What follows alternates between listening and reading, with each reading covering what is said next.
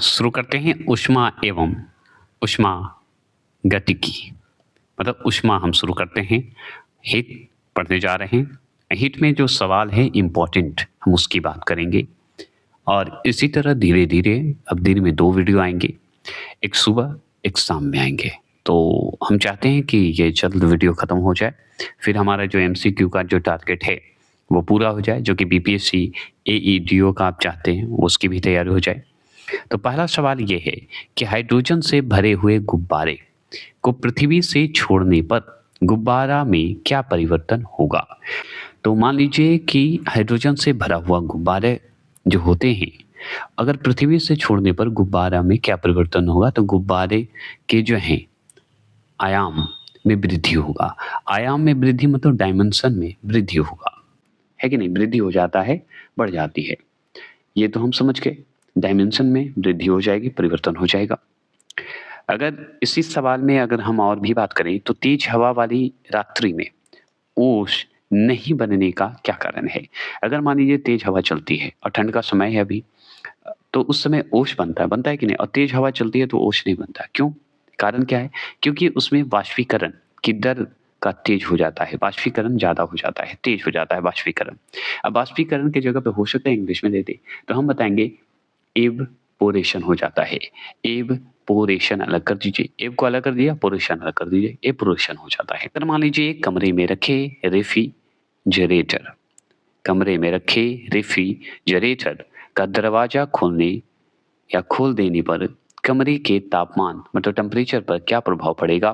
तो कमरे का तापमान बढ़ जाएगा। क्या होगा? कमरे का तापमान जो है बढ़ जाएगा।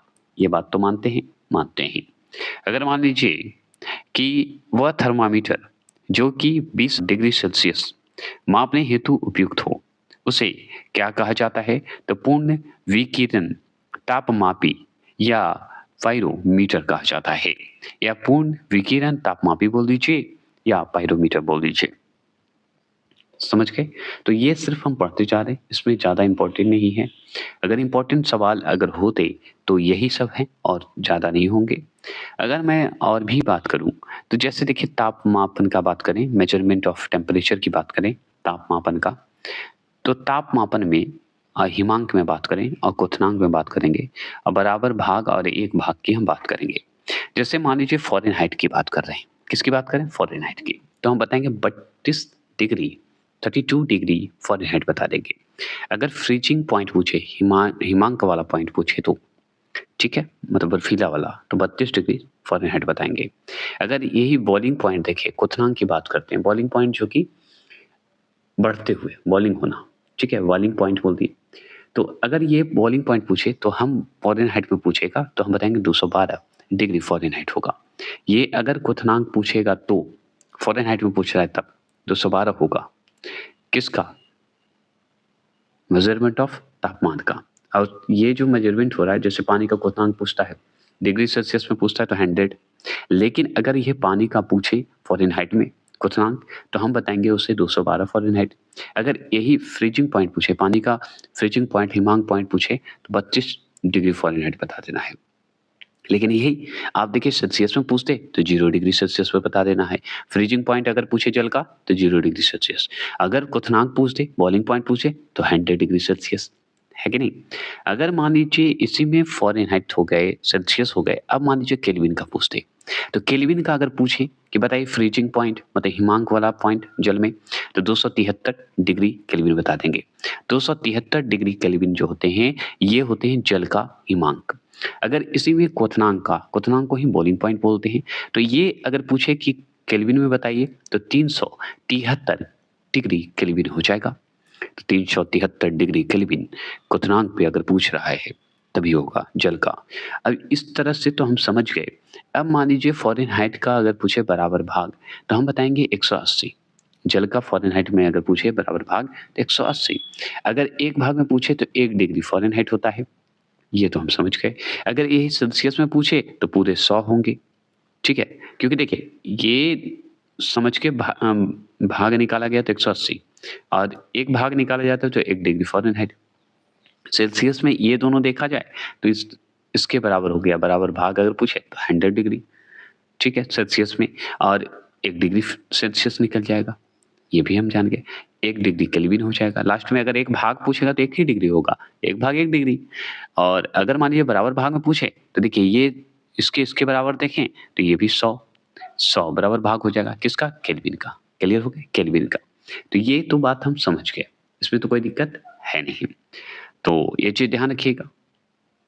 अब यहाँ पे देखिए परम शून्य ताप की बात करते हैं। परम शून्य ताप से क्या तात्पर्य है? तो हम बताएंगे सैद्धांतिक रूप से न्यूनतम संभव तापमान है। अब सेल्सियस में तो हम बता ही चुके हैं और फ़ारेनहाइट में बता ही चुके हैं। चलिए और याद रखिएगा हिमांक जिसे फ्रीजिंग पॉइंट बोलते हैं और क्वथनांक को बॉइलिंग पॉइंट बोलते हैं, दोनों में अंतर बताया गया है।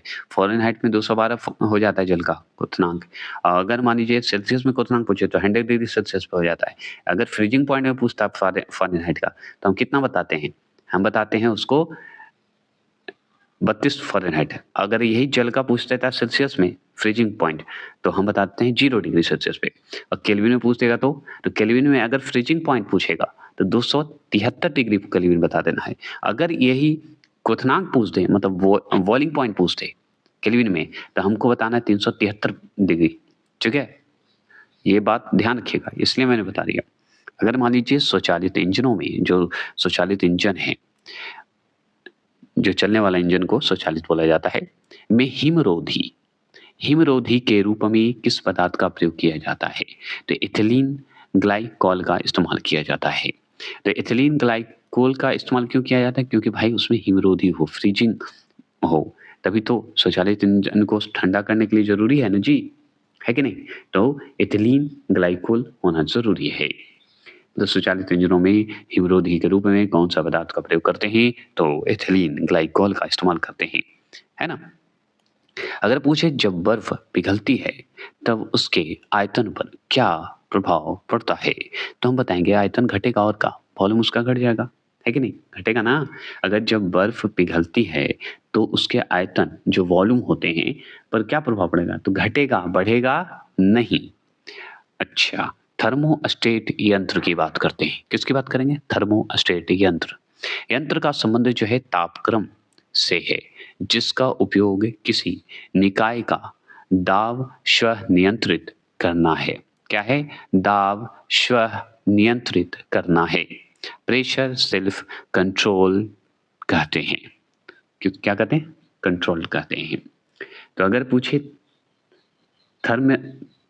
थर्मोस्टेट मशीन जो होते हैं काज उसका क्या है? तो तापक्रम को स्वयं नियंत्रित करना है। ठीक है।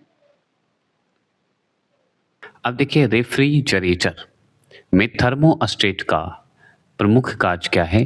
तो एक समान तापमान को बनाए रखने का काम है। तो एक समान जो तापमान होता है, टेम्परेचर होता है, उसे बनाए रख सकता है। यही काम है रेफ्रिजरेटर का। और रेफ्रिजरेटर में ही थर्मोस्टेट का प्रमुख कार्य है। यही बता रहा है कि समान रूप से कंट्रोल करेगा।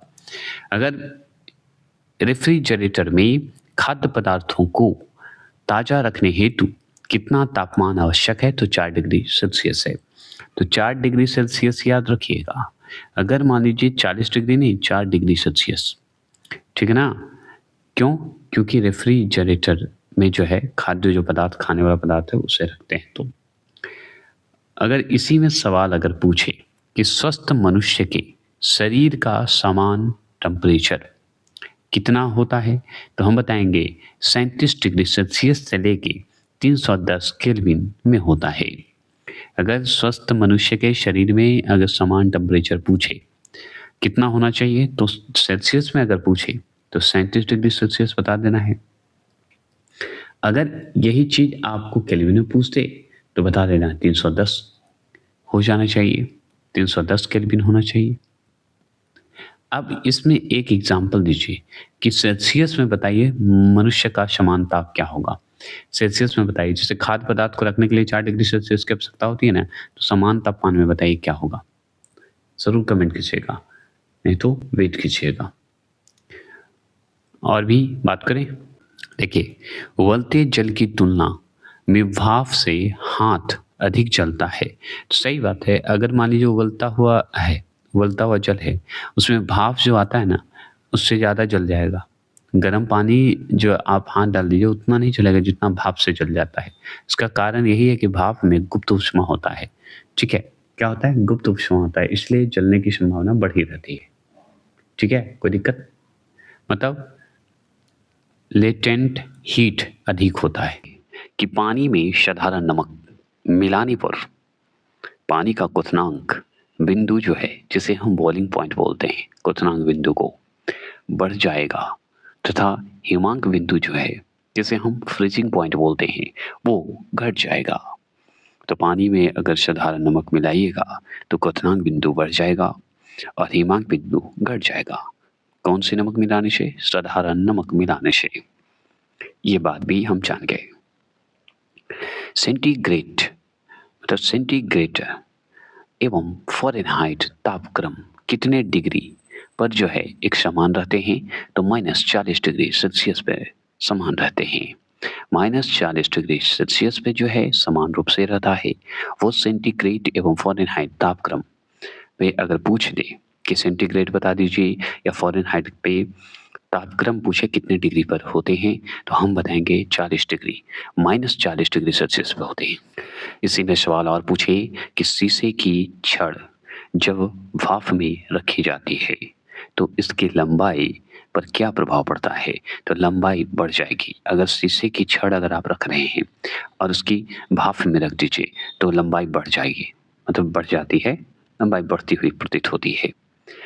सर्दियों में लोहे के टुकड़े एवं लकड़ियों के टुकड़े को छूने पर लोहे का टुकड़ा ठंडा क्यों प्रतीत होता है या क्यों लगता है? तो लकड़ी की तुलना में लोहा ऊष्मा का अधिक सुचालक होता है, तो ऊष्मा का सुचालक होने की वजह से लोहा ज़्यादा ठंडा दिखता है। सुचालक का मतलब होता है कंडक्टर, तो कंडक्टर के कारण होता है, अधिक कंडक्टर हैं। अगर पूछ ले कि यदि वायु का तापमान बढ़ता है या वायु का टेम्परेचर बढ़ता है, ठीक है, तो इसकी जलवाष्प मतलब वाटर वेपर, ठीक है, ग्रहण करने की क्षमता बढ़ जाती है। या ग्रहण करने की क्षमता पर क्या प्रभाव पड़ेगा? तो बढ़ता है, वही तो मैंने बोला कि ग्रहण करने की क्षमता बढ़ जाती है कि नहीं? तो इसी में देखिए पदार्थ की ऊष्माधारिता। तो पदार्थ की ऊष्माधारिता किस पर निर्भर करती है? तो पदार्थ की विशिष्ट ऊष्मा पर निर्भर करती है। किस पे करती है? विशिष्ट ऊष्मा पर निर्भर करती है। इसी में हम बात करेंगे कि साफ मेघ रहित रातों की तुलना में मेघाच्छादित रातें अपेक्षाकृत अधिक गर्म होती है, क्योंकि बादल पृथ्वी तथा हवा से ऊष्मा के विकिरण को रोकते हैं। मान लीजिए साफ मेघ रहित है, रातों की तुलना में अगर जो मेघा होती है, मतलब क्लाउडी जिसे बोलते हैं, बादलों से घिरा हुआ, वो रात जो है अधिक गर्म होती है, ठीक है, क्योंकि बादल जो है ऊष्मा को रोकती है। सिंपल बात। अगर पूछ ले जब जल को 0 डिग्री सेल्सियस से लेके 10 डिग्री सेल्सियस तक गर्म किया जाता है, तब इसके आयतन पर क्या प्रभाव पड़ेगा? तो पहले घटेगा फिर बढ़ता है, मतलब पहले घटता है फिर बढ़ता है। अगर 0 डिग्री से लेके 10 डिग्री तक गर्म करते हैं तो पहले आगे घटेगा फिर बढ़ेगा। इसी में देखिए दाब बढ़ने पर जल के क्वथनांक पर क्या प्रभाव पड़ेगा? तो जल का क्वथनांक बढ़ेगा। तो दाब बढ़ने पर जल के क्वथनांक पर क्या प्रभाव पड़ेंगे जी? तो जल का क्वथनांक बढ़ेगा जी, ठीक है ना? जल का क्वथनांक बढ़ेगा ही बढ़ेगा, बढ़ता है। चलिए, अगर मान लीजिए इसी में पूछे गर्मियों के दिनों में किस प्रकार के छाते का प्रयोग किया जाता है, तो ऊपर सफ़ेद और नीचे काले का इस्तेमाल किया जाता है, मतलब काले कलर का इस्तेमाल किया जाता है। तो गर्मी के दिन में जो हम छत यूज करते हैं ना, मतलब छत मतलब छाता, छत नहीं छाता, जो कि हम चलते हैं गर्मी में, तो ऊपर सफ़ेद होना चाहिए नीचे काला। और अगर मान लीजिए बारिश है तो कोई भी चलाइए, कोई फर्क नहीं पड़ता, प्लास्टिक होना चाहिए। रेल की वो ऐसे फन कर रहा हूँ।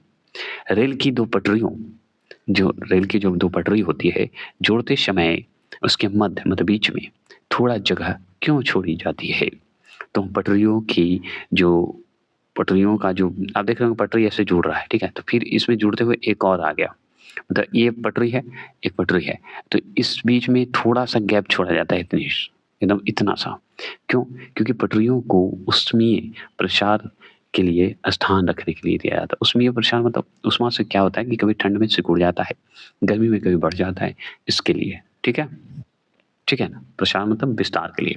अगर मान लीजिए प्रेशर कुकर के अंदर का उच्चतम तापमान निर्भर करता है, तो प्रेशर कुकर में जो अंदर का जो तापमान बनता है, हाई तापमान, ठीक है, तो क्यों, तो ऊपर के छेद के क्षेत्रफल और उस पर रखे गए वजन पर प्रभाव पड़ता है। उच्चतम निर्भर क्या कैसे करेगा, उसके क्षेत्रफल या उसके वजन पर करेगा, दोनों पे करेगा। चलिए, कमरे में लगाया गया है क्या, एयर कंडीशनर लगाया गया है, कंडीशनर बोलते हैं ना भाई, एयर कंडीशनर लगाया हुआ है, ठीक है, तो मतलब किसे नियंत्रित करता है, तो आर्द्रता एवं तापक्रम को नियंत्रित करता है। मतलब सोचिए, ह्यूमिडिटी और टेम्परेचर को नियंत्रित करने का काम करता है कौन, एयर कंडीशनर, है ना, एयर कंडीशनर दोनों का काम करता है, ठीक है। चलिए, संवहन द्वारा ऊष्मा का स्थानांतरण हो सकता है तो द्रव एवं गैसों से हो सकता है। क्लियर।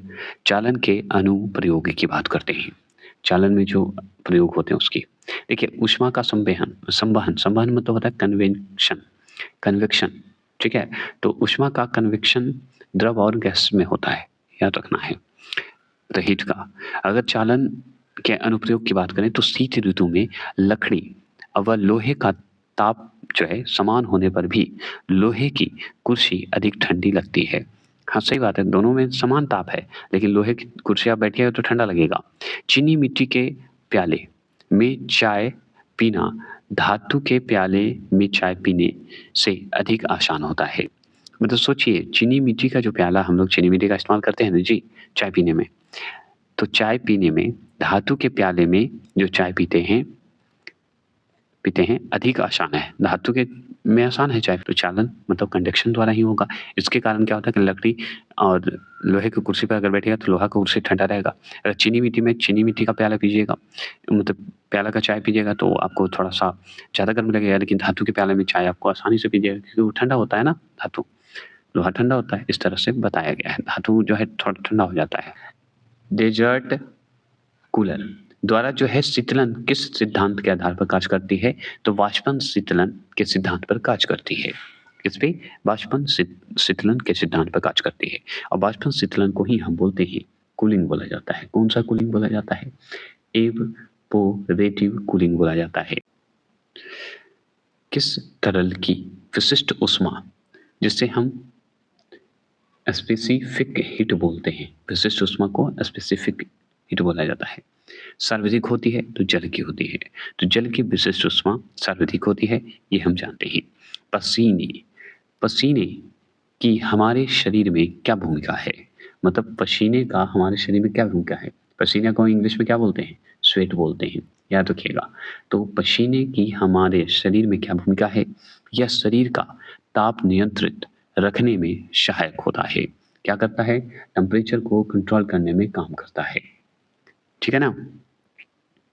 अगर और भी सवाल की बात करें तो गर्म मौसम में पंखा चलाने से आराम क्यों महसूस होता है। मतलब सोचिए, गर्म मौसम में पंखा चलाते हैं, क्यों चलाते हैं, क्योंकि हमको आधे पसीने तेजी से वाष्पीकृत हो जाए, सूख जाए, वाष्पीकृत मतलब सूख जाए, ठीक है ना। वाष्पीकृत को हम क्या बोलते हैं, एपोरेटिव बोलते हैं, है ना, याद रखिए वाष्पीकृत को। चलिए आगे बात करें, मिट्टी के घड़े में जल क्यों ठंडा रहता है। तो मिट्टी का घड़ा हम इस्तेमाल करते हैं, तो क्यों पानी उसमें ठंडा रहता है, क्योंकि वाष्पीकरण के कारण ठंडा रहता है। किसके कारण, वाष्पीकरण के कारण ठंडा रहता है। और हमें लगता है कि जो अभी हम लोग पानी पीते हैं या जो भी, हमें लगता है घड़ा वाला पानी पीना चाहिए, बहुत ही शुद्ध और स्वच्छ होता है। कन्वेक्शन के अनुप्रयोग की बात करते हैं, जैसे हम चालन का पढ़े और चालन का क्या पढ़े थे, कंडक्शन। अब हम पढ़ेंगे संवहन, जिसे कन्वेक्शन बोलते हैं, तो उसकी बात करते हैं। तो कन्वेक्शन में देखिए कि विद्युत बल्ब में लगे तंतु जो फिलामेंट होते हैं को गलने से बचाने के लिए जो है इस्तेमाल किया जाता है, और किस माध्यम से, कन्वेक्शन के तहत ही किया जाता है। तो विद्युत बल्ब में लगे तंतु को गलने से बचाने का काम संवहन द्वारा ही होता है। अगर मान लीजिए पृथ्वी का वायुमंडल संवहन द्वारा ही गर्म होता है, संवहन द्वारा, कन्वेक्शन द्वारा ही गर्म होता है ना। अगर मान लीजिए आपसे पूछे कि मोटर कार का रेडिएटर, मोटर कार में जो रेडिएटर होता है जो कि ठंडा रखता है, जिसे हम शीतलन तंत्र भी बोलते हैं, भी संवहन सिद्धांत पर ही कार्य करता है, कन्वेक्शन प्रिंसिपल पर ही काम करता है। अगर मान लीजिए रेफ्रिजरेटर, जब रेडिएटर चलता है तो रेफ्रिजरेटर भी होगा। में जो है फ्रीजर, फ्रीजर जो होता है ना, फ्रीजर ऊपर की ओर बनाया जाता है। ऊपर जो देखे होंगे फ्रीजर, इसमें बर्फ उर्फ जम जाता है, बढ़ाने पर कम करेगा तो पानी सब गल के बर्फ खत्म हो जाते हैं, ये तो हम पढ़ते हैं। चलिए अब थर्मल बोतल की बात करते हैं। थर्मल बोतल की दीवारों पर रजत परत मतलब सिल्वर लेयर लगाई जाती है। अब देखिए यहाँ पे सिल्वर लेयर तो लगाई जाती है, लेकिन अब इसमें जो सवाल है वो सुन लीजिए। थर्मस बोतल में पेय पदार्थ को, पेय पदार्थ मतलब पीने वाला पानी को बोलते हैं, पेय पदार्थ को कुछ समय तक उसी ताप पर रखने के लिए उसकी दीवारों पर किस परत का लेप लगाया जाता है। पेय पदार्थ का जो थर्मो बोतल होता है तो उसमें रजत पर जो है परत लगाई जाती है, रजत जो है लेयर लगाई जाती है, सिल्वर। प्रेशर कुकर में खाना जल्दी क्यों पक जाता है? क्योंकि दाब बढ़ने पर पानी का क्वथनांक बढ़ जाता है। मतलब बॉइलिंग, याद रखिएगा, बॉइलिंग टेम्परेचर हो जाता है, बॉइलिंग हो जाता है, बॉइलिंग पॉइंट होने के कारण हो जाता है, तो क्वथनांक बढ़ जाता है, हम जानते हैं। क्योंकि दाब बढ़ने पर पानी का क्वथनांक क्या होगा, बढ़ेगा, इसलिए प्रेशर कुकर में जल्दी खाना बन जाता है। अगर ऊष्मा की बात करें, हीट की, तो हीट का जो उदाहरण है वह है ऊर्जा का। तो हीट किसका उदाहरण है? तो ऊर्जा का उदाहरण है, एनर्जी का उदाहरण है हीट, ऐसे बोल सकते हैं हम। अब मान लीजिए सीटी स्कैन की बात करते हैं। सीटी स्कैन करने में जो है कौन सी किरणें प्रयोग की जाती है? तो एक्स किरणें प्रयोग की जाती है। क्या करते हैं? एक्स किरणें प्रयोग करते हैं। ये हो गए। अगर मान लीजिए आइडियल गैस, आइडियल गैस को ही आदर्श गैस कहा जाता है। तो आइडियल गैस की आंतरिक ऊर्जा किस राशि पर निर्भर रहती है? तो केवल ताप पर ही, केवल टेम्परेचर पर ही। आंतरिक ऊर्जा की बात करें, इनर एनर्जी की बात करें, तो वो टेम्परेचर पे ही काम करेगा, ऐसे काम नहीं करता है, जिसे हम आदर्श गैस बोलते हैं ना। अगर मान लीजिए बर्फ का अपनी गलनांक पर पिघलना किस प्रक्रम का उदाहरण है? तो समतापी मापी, समतापी प्रक्रम का है। अब ये समतापी मैंने जो जल्दी जल्दी पढ़ लिया, ये तो मुझे भी समझ में नहीं आया। क्यों नहीं आया? क्योंकि मैंने अच्छे से नहीं पढ़ा।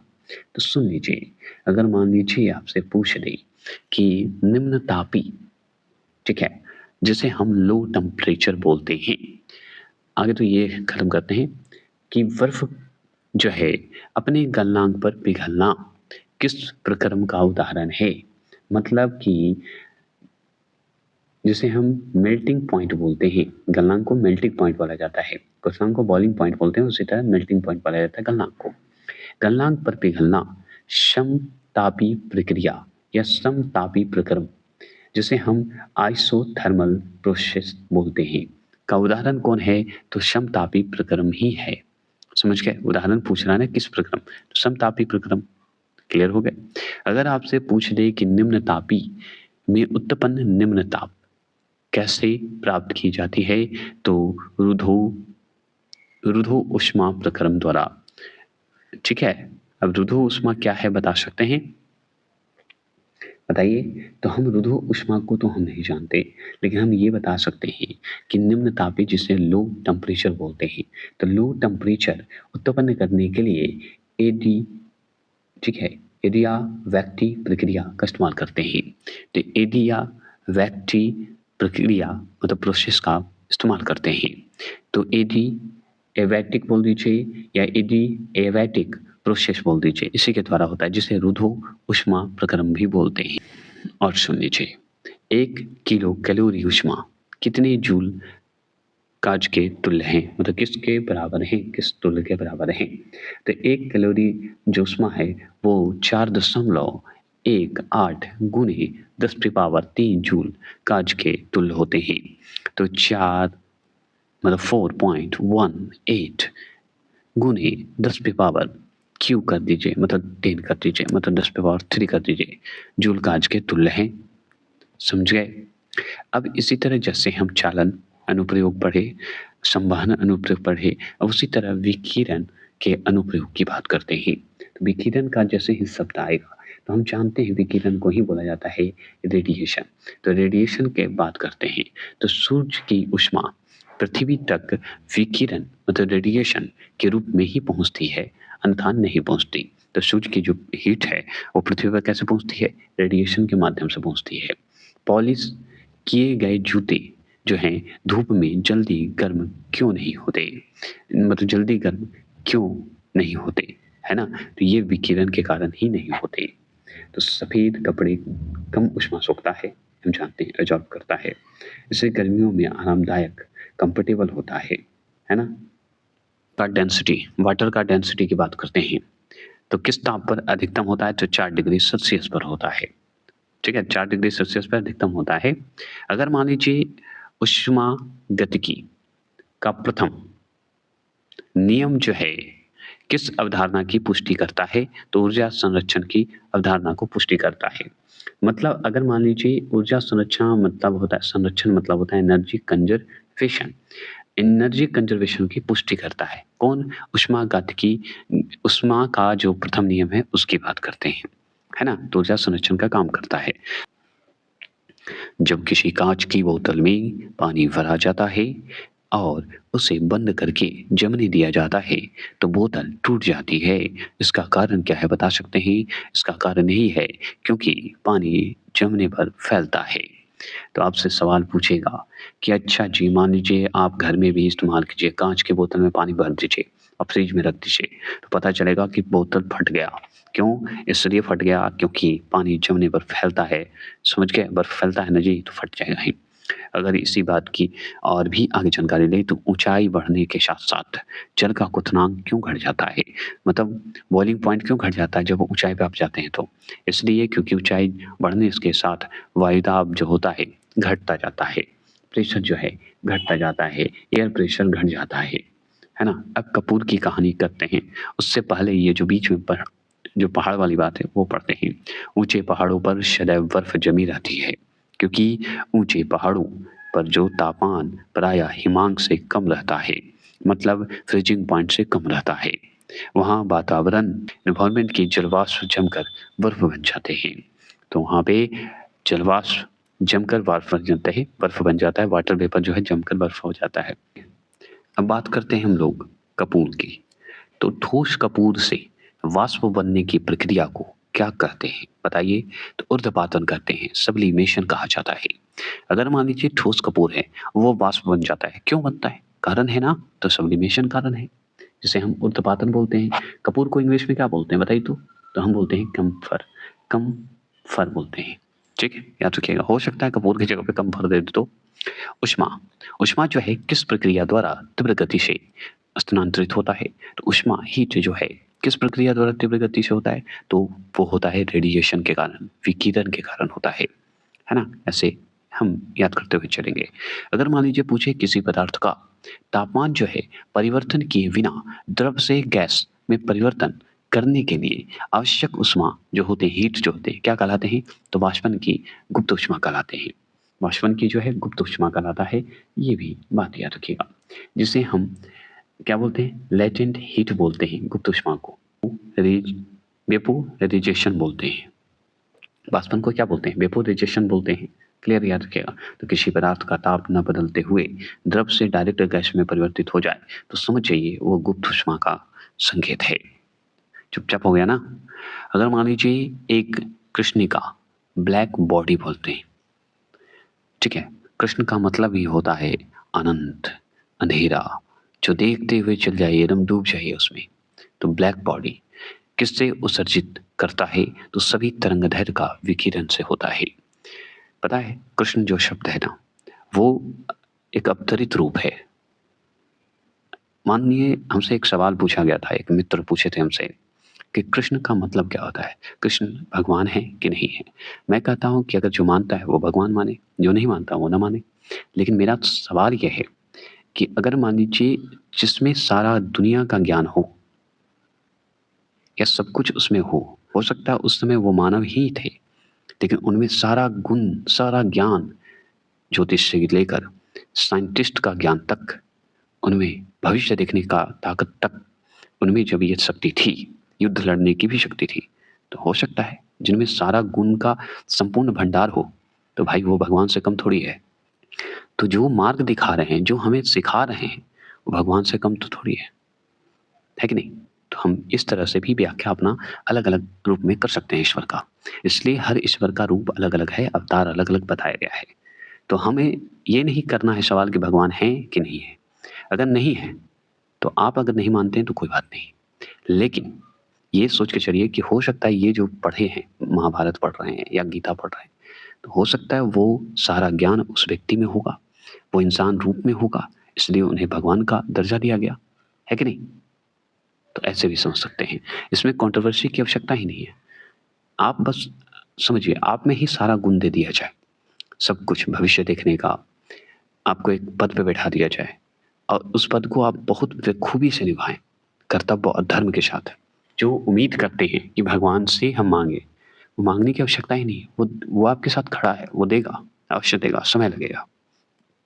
है ना कि कृष्ण का जब वर्ड आता है ना कृष्ण, वो अंदर से एक मोटिवेशन मिलता है, मोटिवेशन मिलता है, एनर्जी मिलता है। आपके जीवन में, हमारे जीवन में ये वास्तविक सच है, बस हम लोग उस चीज़ को फील नहीं करते। जीवन भर सोचते रहते हैं कि दुख है, लड़ना सीख जाइएगा ना तो दुख अपने आप खत्म हो जाएगा, ये वादा है। चलिए आगे चलिए। अगर मान लीजिए एथिल अल्कोहल की बात करते हैं, किसकी बात करते हैं? एथिल अल्कोहल की। एथिल अल्कोहल जो है किस तापमान पर जमता है? तो हम बताएंगे 114 डिग्री सेल्सियस पर जमता है। तो एथिल अल्कोहल अगर पूछे कितने डिग्री सेल्सियस पे जमेगा जी, तो हम बताएंगे 114 डिग्री सेल्सियस पे जमेगा।